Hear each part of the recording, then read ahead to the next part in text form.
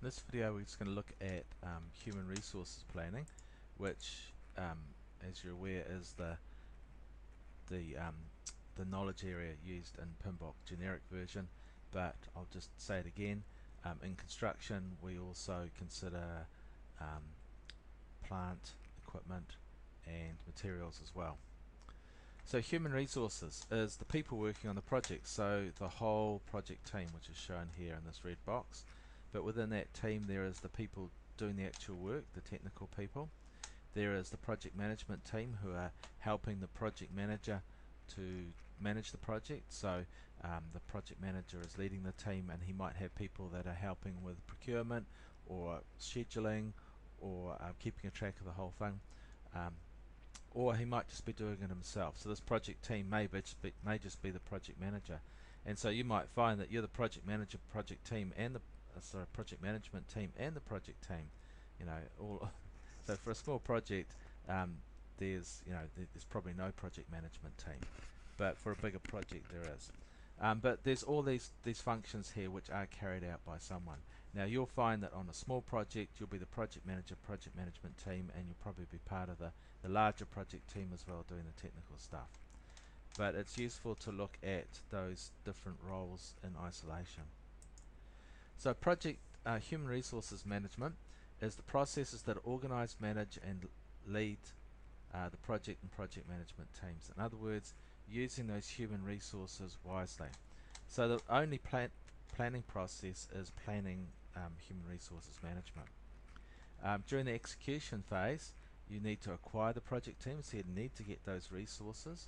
You need to develop them as a team, so they need to know what they're doing, who's going to do what, who's responsible for what, and you need to manage it because you're managing people. So human resources management is the only one that's about anything other than documents and stuff. So time management, cost management, it's all about documents and forms and processes and systems. Human resource management is about people, and people are a lot harder to manage than a spreadsheet, for example. So that's what the managed project team's all about, is dealing with their problems, making sure they're doing the job properly. If there's any conflicts, dealing with those, making sure that people are properly briefed, making sure that people have a place to sit, that they've got a phone, that they've got a computer, all that sort of stuff there.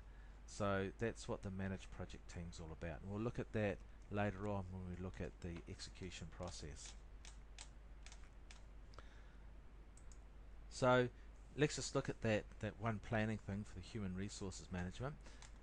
It's the process of identifying, documenting the project roles and responsibilities. Who is going to do what? Determining how the staff will be organized and managed. So you've got resource requirements. So from your resource estimation, you come up with what human resources do I need? When do I need them? So the schedule also determines when you're going to need them. Enterprise environmental factors are what resources are available within your organization, what resources may be available out in the market as well. And then the organizational process assets, remember those are the things that are going to help you manage the thing. There's usually standardized roles within a company, so for example consultancies will have a geotech team with geotechnical engineers and they do geotechnical work. They'll have a structural team with structural engineers and they'll do the structural work. So there's standardized roles and these people are experts in those particular things. In a construction company you'll have a drainage team and they specialize in drainage. You'll have truck drivers and that's what they do. You'll have excavator drivers, that's what they do. So standardized roles. Organizational structures, most engineering companies have an organizational structure. So we looked at some of those earlier on.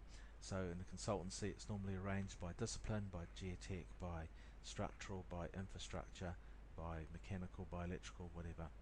Okay, and so there's structures there, and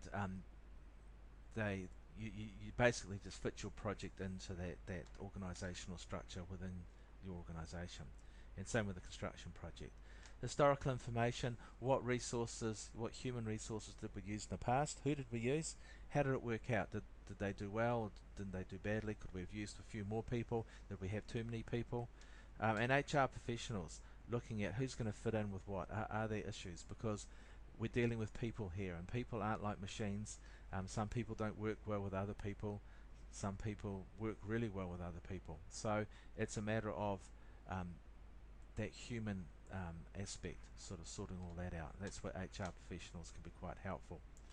So what comes out of that is the human resources plan, and that sets out the roles and responsibilities, the positions, who's responsible for doing particular work, who's responsible for certain outcomes, who does what, the organisational chart, who reports to who, who's in charge, who's your boss, who's reporting to you. Staffing management plan, when are people arriving into the project team, what sort of training might they need, what sort of resources do they need? Do they need a CAD machine, or do they just need a standard computer, telephone, mobile phone, computer? What do they need? Okay, so that sort of management plan is also providing the people with the resources they need to do their job. Because remember, what your job is as the project manager is to enable people to do their jobs, and people can't do their jobs if they haven't got the equipment to do their job. And it's the same with construction as well. Have you got an operator that can drive that particular excavator? Is he trained in it? So, and you might want to be thinking about the training, before the work is actually going to be done, so earlier on. And you might be thinking in the future as well. For example, you might want to put a new person, or take an operator and put him on a new machine and get him trained up with an experienced operator, so that the next time you have that machine, you've got a choice of 2 operators to use. So it's an ongoing thing within a company, upskilling your staff and making sure that you have the people that can actually do the job. So let's look at position descriptions. So these are the roles and responsibilities of each position in the team. So the role, what type of work are they going to do? Are they responsible for doing, are they going to be doing the drawings? Are they going to be doing the electrical design? Are they going to be supervising the drainage crew? Are they just going to be operating an excavator? Whatever. Okay, what is their role? What are their responsibilities? So obviously someone just operating an excavator, his responsibilities are to be to operate the excavator safely and to do the work that's required of him. But someone that's managing a design team, their responsibilities are going to be more. They're going to have to be responsible for making sure that everyone is able to do their job, that everyone is doing their job properly, that everyone has the equipment they require to do their job, and all those sort of things. So the responsibilities, they are responsible for producing the design outputs that have been assigned to them. And the authority, the power granted, so they can make decisions for others to follow. If you have an excavator operator and he's not allowed to drive an excavator, how can he do his job? If you have a manager and he doesn't have the authority to give people equipment, or to order people to do stuff, then how is he going to do his job? And once again, the competency, the required skills and qualifications. What do you need? So for an excavator operator, you'd need to have your wheels, tracks and rollers certificate. You'd need to have some experience. If it was a big excavator, you'd need to have the training. You need to have the safety training. You need to be able to demonstrate that you're competent in doing that. If you're talking about someone managing a design team, it might be that they have to have special management skills. They maybe have had some training. If you're asking someone to design a pump station, do they have the technical skills, the qualifications to actually do that? So it's quite important that you sort of have a clear idea of each one of the people in your project team, and what they're doing and how they're going to do it. And one way of actually arranging this a bit better is an organisational chart. So you'll recognise this from a previous video. This is an organisational chart for a construction company. So there's the organisational chart for that particular project. There it is for another one. So the organisational chart shows who reports to who. So the earthworks crew supervisor reports to the site engineer. The site engineer would report to the chief executive. So these people, it shows sort of who reports to who, what the hierarchy is. The other thing you need to do is responsibility assignment matrix, which sets out the responsibilities. And here's a acronym for you. You need to say the different things that someone could be responsible for. Now, if you're talking about something like, say, producing a design report, someone is going to be responsible for doing the work, for actually doing it, and producing the design report.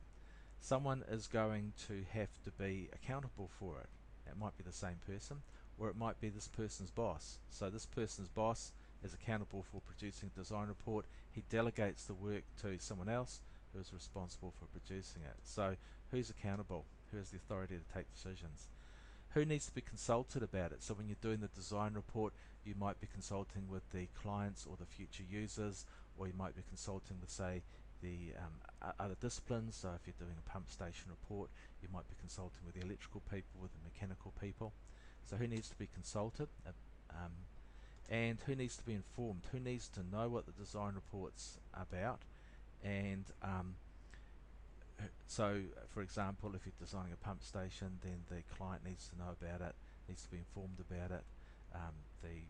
Your big boss needs to be informed about it. So those are the different things that you assign, that levels of responsibility, if you like. So let's just look at one of those. So we've got something here where we've got different people, and this is for a software project. So you've got website manager, web developer, content administrator, all those sort of people there. Okay, so the project planning, the person that's accountable is the website manager, and he'll get the web developer to do it. So that's the person responsible for doing it. You need to consult with the content person, something like that. So the actual construction of the website manager is accountable for it. He'll get the web developer to do the actual work. The web developer, when he's doing that work, needs to consult with these two people here, and the sales manager needs to be informed about the changes that have happened to that website. So you can see that what this does, I'm not sure what the S stands for, you can see that each one of these things, it gives you a really clear idea of every time you're doing something, and these could be work packages or something like this, or maybe summary tasks. Each one of these things gives you an idea of who does what, and what level of responsibility they have.